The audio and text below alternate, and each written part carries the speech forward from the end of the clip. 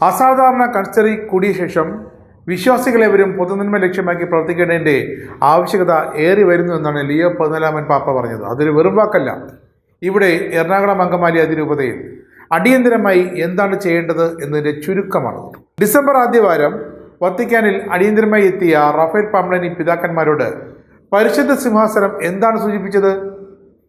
അതെന്താണെന്ന് വെച്ചാൽ അത് തങ്കലിപികളിൽ പിത്തളയിൽ എഴുതാൻ കൊടുത്തിരിക്കുകയാണ് പിതാക്കന്മാർ. അത് എറണാകുളം ബസിലിക്കയ്ക്ക് മുന്നിൽ പതിപ്പിക്കുമത്രേ. അതെ, അങ്ങനെ തന്നെ വേണം.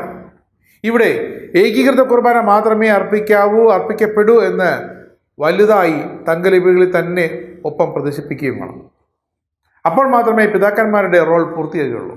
അതിനുള്ള ധൈര്യം, അനുസരണ ഇത് രണ്ടും ഈ മെത്രാന്മാർക്കുണ്ടായിരുന്നെങ്കിൽ ഇന്ന് രൂപത ബസിലിക്കയിൽ വിശ്വാസ സമരം 40 ദിവസം പിന്നിടില്ലായിരുന്നു. ഇപ്പോഴീ രണ്ട് മെത്രാന്മാരും ചേർന്ന് വിമതരെ, തങ്ങൾക്കൊപ്പം തോളോട് തോൾ ചേർന്ന് നിൽക്കുന്ന വിമതരും എല്ലാം ചേർന്നിട്ട് വിമതര വിശ്വാസികളും യഥാർത്ഥ സഭാമക്കളെ വിമതര ഗണത്തിലും പെടുത്തി സഭയ്ക്കാകെ നാണക്കേടുണ്ടാക്കിയിരിക്കുകയാണ്. മറ്റുള്ളവർക്ക് വേണ്ടി ശുശ്രൂഷ ചെയ്യാൻ ക്രിസ്തുവിൻ്റെ ഭൗതിക ശരീരത്തിലെ അംഗങ്ങൾക്കുള്ള കടമയെക്കുറിച്ച് പാപ്പ ഓർമ്മിച്ചത് വെറുതെ ഒന്നുമല്ല. തങ്ങളുടെ പ്രവൃത്തികളുടെ ഫലം പാകപ്പെടുന്നതിലും അവ മറ്റുള്ളവർക്ക് നൽകുന്നതിലും മറ്റുള്ളവരുടെ പ്രവർത്തനങ്ങളുടെ ഫലം വളരുന്നതിലും അവ സ്വീകരിക്കുന്നതിലും സന്തോഷിക്കുകയും പരിശുദ്ധാത്മാവിൻ്റെ മാർഗനിർദ്ദേശത്തിൽ ക്രിസ്തുവിൻ്റെ ഭൗതിക ശരീരത്തിലെ ഓരോ അംഗവും അന്തസ്സോടെയും പൂർണ്ണതയോടെയും എല്ലാവരുടെയും നന്മയ്ക്കായി ക്രമീകൃതമായ രീതിയിൽ സഹകരിക്കണം എന്നാഗ്രഹിക്കുകയും അങ്ങനെ ചെയ്യുന്നവരുടെ മനോഭാവത്തോടെയാണ് നാം ഒരുമിച്ച് പ്രവർത്തിക്കേണ്ടത്. ഇതായിരുന്നു കൺസിസ്റ്ററിക്ക് ശേഷം ലിയോ പാപ്പയുടെ ആ സന്ദേശം. ഈ സന്ദേശം ഉൾക്കൊള്ളാനാകണം മേജർ ആർച്ച് ബിഷപ്പും രൂപതാധികാരികളും ശ്രദ്ധിക്കേണ്ടത്. അതോ ഇത് വത്തിക്കാനിൽ വെച്ച് പാപ്പ ഇതൊക്കെ പറഞ്ഞത് കർദിനാൾമാരോടാണെന്നും അവർ മാത്രം ഇപ്രകാരം വർത്തിച്ചാൽ മതിയെന്നുമാണോ ഇവിടെ പിതാക്കന്മാർ അർത്ഥമാക്കുന്നത്?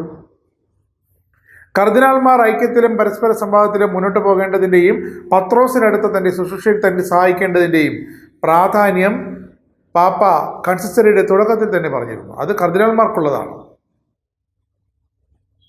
വിശുദ്ധ പത്രോസിൻ്റെ ബസലിക്കയിൽ അർപ്പിച്ച വിശുദ്ധ ബലിമധ്യയും പാപ്പ ഇതൊക്കെ തന്നെയാണ് കർദിനാൾമാരോട് താഴേക്കിടയിലേക്ക് പറഞ്ഞ് മനസ്സിലാക്കി കൊടുക്കാൻ ഓർപ്പിച്ചത്.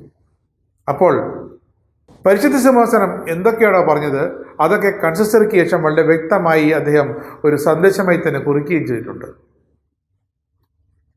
കർദിനാൾ ആലഞ്ചേരി പിതാവ് ആ സമക്ഷമുണ്ടായിരുന്നു വത്തിക്കാനിൽ, കൺസിസ്റ്ററിയിൽ. അതുതന്നെയാണ് മേജർ ആർച്ച് ബിഷപ്പിനും മറ്റ് രൂപതാധികാരികൾക്കും അങ്ങ് ഉൾക്കൊള്ളാനാകാത്തത്. പക്ഷേ അതാണ് വത്തിക്കാൻ്റെ കൽപ്പന. കർദിനാൾ ആലഞ്ചേരി വേണമെങ്കിൽ സംശയം എന്തെങ്കിലും ഉണ്ടെങ്കിൽ പറഞ്ഞു തരും. എന്താണ് പിതാവ് പരിശുദ്ധ സിംഹാസനം മുഖത്ത് നോക്കി പറഞ്ഞതെന്നും എന്താണ് അത് പ്രകാരം എറണാകുളം അങ്കമാലി അതിരൂപതയിലെ അധികാരികൾ അനുവർത്തിക്കേണ്ടതെന്നും. എന്തായാലും മേജർ ആർച്ച് ബിഷപ്പും ആർച്ച് ബിഷപ്പ് മാർ പാംബ്ലാനിയും ഒക്കെ ഒന്ന് മനസ്സ് വിചാരിച്ചിരുന്നെങ്കിൽ, അനുസരണത്തോടെ ഒന്ന് ഇരുന്ന് ചിന്തിച്ചിരുന്നെങ്കിൽ ഇപ്പോൾ സെൻറ്റ് മേരീസ് ബസിലിക്കയിൽ ഇപ്പോൾ അരങ്ങേറിക്കൊണ്ടിരിക്കുന്ന വിശ്വാസ സമരം, വിമതരുടെ ഗുണ്ടാവളേട്ടമല്ല, വിശ്വാസ സമരം, പ്രാർത്ഥനായജ്ഞം അത് എപ്പോഴേ അവസാനിപ്പിക്കാമായിരുന്നു. അതുപോലും അവസാനിപ്പിക്കാനുള്ള കെൽപ്പില്ലാത്ത പാങ്ങില്ലാത്ത രൂപത അധികാരികളാണിപ്പോൾ അതിരൂപത ഭരിക്കുന്നത് എന്നോർക്കുമ്പോൾ കേരളമൊട്ടാകെയുള്ള ലോകമൊട്ടാകെയുള്ള സിറോ മലബാർ വിശ്വാസികൾക്ക് നാണക്കേടാണ്, അവർക്ക് അത്ഭുതമാണ്. ഇത്രയൊക്കെ വിശ്വാസികൾ പ്രാർത്ഥനാ നിർഭരമായി 40 ദിവസം പിന്നിട്ടിരിക്കുന്നു. ഒരു നോമ്പുകാലത്തോടടുക്കുന്നു. എന്നിട്ടും ഒരു പിതാവ് പോലും, സിനഡിനെത്തിയ ഒരു പിതാവ് പോലും മറ്റ് രൂപതാധികാരികളെ ഭയന്ന് ഇവർക്ക് അനുകൂലമായി ഒരു വാക്കുപോലും പറയാൻ ഇതുവരെ തയ്യാറായിട്ടില്ല എന്നത് ഏറെ ദുഃഖകരം തന്നെയാണ്.